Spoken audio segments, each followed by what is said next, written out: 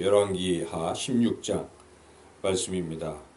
열왕기하 16장 말씀은 유다 왕인 아하스에 대한 이야기를 기록하고 있습니다. 아하스는 이 남유다 왕 중에서는 어찌 보면 가장 악한 왕이라고 그렇게 볼 수가 있습니다. 참 아이러니하게도 그 아하스의 아들이 참 유다 왕 중에 좋은 왕인 히스기야이죠. 히스기야는 우리가 잘 알지 않습니까? 그런데 그 아버지인 아하스는 가장 악한 왕이었다는 것입니다. 그래서 2절에 보면 아하스 왕에 대한 이야기를 평가할 때 그 부분에 보면 그의 조상 다윗과 같지 아니하여 그의 하나님 여호와께서 보시기에 정직히 행하지 아니하고 이렇게 평가하고 있죠. 우리가 어제 15장 말씀을 쭉 읽을 때 남유다 왕들에 대해서는 하나님 보시기에 정직히 행하였고 이렇게 평가들이 있잖아요. 그래서 남유다 왕들은 대체로 거의 대부분 하나님 보시기에 정직히 행하였고 이렇게 표현들이 돼 있는데 유독 이 남유다의 아하스 왕에게는 마치 북이스라엘 왕들처럼 그렇게 하나님 보시기에 정직히 행하지 아니하였다. 악을 행하였다. 이렇게 평가하고 있습니다. 두 사람이 이런 평가를 받습니다. 남유다 왕 중에 또 하나는 그 여호사밧이라는 아주 훌륭한 왕의 아들이 이제 여호람인데 그 여호람이 안타깝게도 그 여호사밧 왕이 아합 왕과 이렇게 결탁을 해가지고 그 딸을 데려왔어요. 아달랴라는 딸을 데려와가지고 아달랴가 이제 우상을 숭배하는 아합과 이세벨 사이에서 난 딸인데 똑같이 우상을 섬기다 보니까 남유다에 와서 여호람을 그런 식으로 만들어서 여호람이 하나님 섬기지 않고 바알과 우상을 섬기게 됐죠. 그래서 그 여호람 왕도 악한 왕이 되어버렸습니다. 그래서 여호람 왕과 지금 오늘 본문에 등장하는 아하스 왕이 유다 왕들 중에서는 악한 왕이었다 하는 것이죠. 그런데 무엇이 악했는가? 오늘 이 내용을 우리가 볼 때 한마디로 위기를 만났을 때 하나님을 의지하지 않고 세상을 의지했다는 것입니다. 그것이 악한 왕이 되는 그 계기가 되었다 하는 것입니다. 사소한 것 같지만은 우리가 위기를 만날 때 하나님을 의지하지 않고 세상을 의지하기 참 쉽잖아요. 당장 눈앞에 위기를 만나면 지푸라기라도 짚는 심정으로 세상 것을 자꾸 의지하게 되는데 이 본문의 아하스 왕이 그렇게 했다는 것입니다. 그런데 그게 좋은 것 같아도 나중에는 그것 때문에 망했다는 것입니다. 우리가 눈앞에 어떤 위기를 막기 위해서 뭘 이렇게 택해보지만 그게 결국은 그것 때문에 망하게 된다 하는 것을 우리가 또 깨닫게 되죠.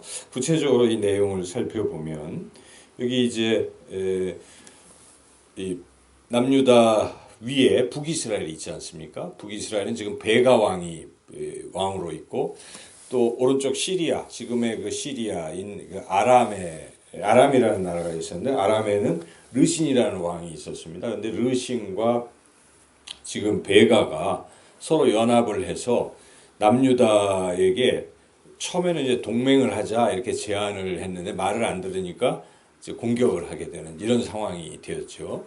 지금 근데 당시에 저쪽 동북 쪽인가요? 동북 쪽에 강대국이 하나 있었는데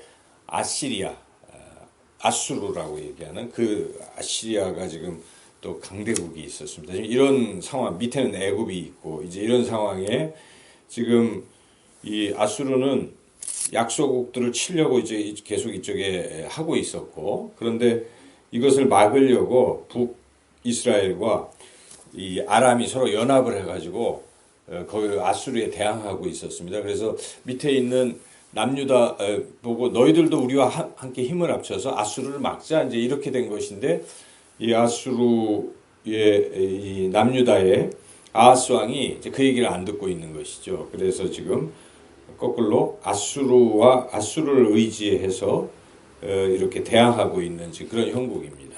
그런데 바로 이때에 우리가 잘 알고 있는 선지자 이사야가 등장을 하는 겁니다. 이사야서를 보면 이사야서 7장에 보면 바로 이 아하스 왕에게 선지자 이사야가 나아갑니다. 그래서 왕이여, 이 다른 나라를 아수르를 의지하지 말라.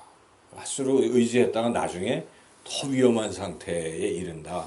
오직 하나님만 의지하라고 선지자 이사야가 그렇게 간절하게 이 아하스 왕에게 이야기를 했건만 아하스가 듣지 않습니다. 안 듣고 자기 생각대로 당장 눈앞에 위기를 모면하기 위해서 이 아수르 왕을 의지해버린 것이죠. 근데 이게 나중에 그 아수르가 이제 처음에는 북이스라엘 뭐 치고 아람 치고 도와주는 척 해요. 지금 여기 보면은 오늘 본문까지는. 그러나 이제 18장쯤 가면 그 아수르가 이제 이 남유다를 이제 거의 정복하려는, 그때 바로 히스기야가 하나님 앞에 뭐 기도하고 이래서 그 위기를 모면하지 않습니까? 이제 그런 상황인 것입니다. 그래서 당장의 어떤 그 위기 때 아하스는 지금 아수르를 의지했다는 것을 오늘 본문은 보여주고 있는데, 그래서 7절에 보면 아하스가 아수르 왕 디글랏 빌레셀에게 막 나는 왕의 신하입니다, 왕의 아들입니다 하고 성전에 있던 거 또 왕궁에 있던 금은 보화를 싹 모아가지고 뇌물을 바치고 조공을 바치고 이렇게 한 거죠. 그래서 일시적으로는 그 위기를 모면했습니다. 여기 보면은. 그래서 이 북쪽에 북이스라엘과 아람을 아수르 왕이 이렇게 정복을 했습니다. 그래서 르신도 죽었잖아요. 9절에 다메섹도 점령하고 뭐 이렇게 된 지금 위기 모면입니다. 사실은 위기를 모면했어요. 근데 이제 점점 어떻게 되느냐, 아하스 왕이 어떻게 변질되는가를 이제 보여주고 있는데 10절을 보면 지금 뭡니까? 10절에 보면은 아하스 왕이 이제 아수르 왕을 만나러 가는 겁니다. 아이고, 이 위기를 모면해 주셨습니다. 감사합니다 하고 이 시리아에 이제 다메섹까지 와서 거기에 또 임시 수도를 거기에 만들고, 아수르 왕이 거기 이렇게 있는데 가서 보니까 이 아수르의 그 신들이 있지 않겠습니까? 그 신들의 우상을 이제 섬기는 제단을 만들어 놓은 것입니다. 다메섹에 이 아수르 왕이. 근데 가서 보고 이게 참 좋아 보이는 겁니다. 그래서 이 전쟁에서 이기는 아수르, 그 아수르의 신들은 얼마나 위대할까 이렇게 생각을 한 것입니다. 그래서 하나님보다는 그 신들이 더 낫다고 생각한 것입니다. 그래서 여기에 10절에 있는 대로 그 제단을 보고 너무 멋있다, 우리도 이렇게 하자 이렇게 생각을 해가지고 그림 다 이 도면 그려가지고 자기의 있던 제사장 우리야에게 보내서 우리도 그렇게 만들어라 이렇게 된 것이죠. 그랬더니 이 어리석은 우리야, 이 하나님을 섬겨야 될 제사장이 왕이 무서우니까 왕이 시킨 대로 하나님의 성전을 지금 개조를 해버린 것입니다. 우상의 성전으로 만든 것이, 이게 참 이 우리야도 참 악하잖아요. 근데 이 세상이 그래요. 사람들이 당장 이 무서우니까 변절합니다. 우리 신사참배도 있고 그렇지 않습니까? 이 당장 자기가 죽을 것 같으니까 하나님을 포기하고 세상 것을 자꾸 의지하는 거예요. 이 제사장도 지금 그러고 있고, 심각한 것은 왕이죠. 왕 아하스 왕이 위기를 만나니까 하나님만 섬기라고 하는 말 귀에 들어오지도 않고 더 센 아수르가 좋은 것 같습니다. 우리가 하나님이 이 나라를 지켜주시는 것이죠. 우리가 남북의 어떤 이런 상황에 잠시 중국이 군대가 딱 되니까 김정은이가 야욕을 멈췄다라고 우리 생각할 수 있잖아요. 외형적으로. 그러나 하나님이 그렇게 하시는 것이지 중국이 우리를 막아주는 거 아닙니다. 중국도 자국의 이익에 따라서 지금 그렇게 하고 있지, 나중에 우리 뭐 동북 정책을 펴면 우리를 다 남북을 다 먹겠죠.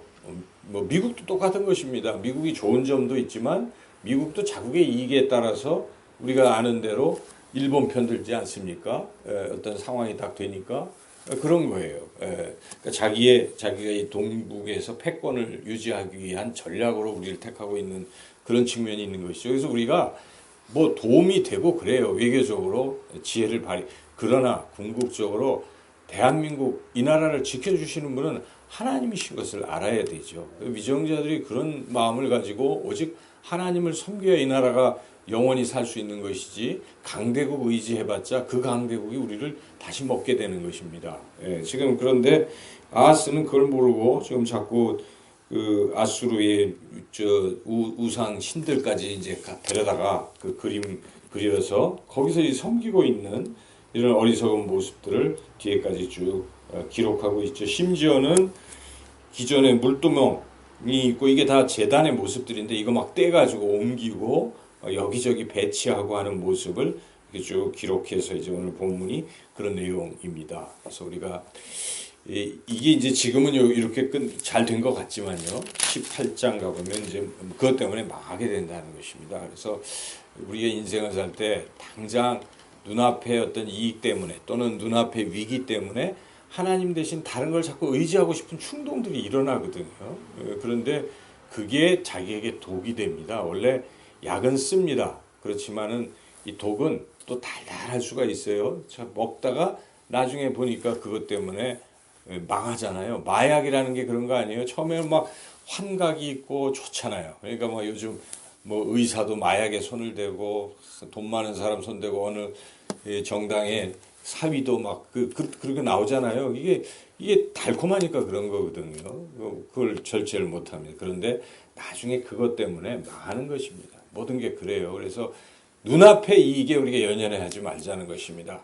또 눈앞에 위기 때문에 하나님 버리고 이러지 말라는 것입니다. 항상 우리는 당장 힘들고 고난이 될지라도 눈앞에 고난이 될 수 있습니다. 그런데 그 고난이 지나고 나면 더 좋은 것입니다. 시간이 지나 하나님의 때가 있는 것입니다. 그래서 우리가 어떤 상황에서도 하나님 버리지 마시고 오직 하나님만 섬기는 그런 신앙의 삶을 사시고 자꾸 세상 것 손대지 마십시오.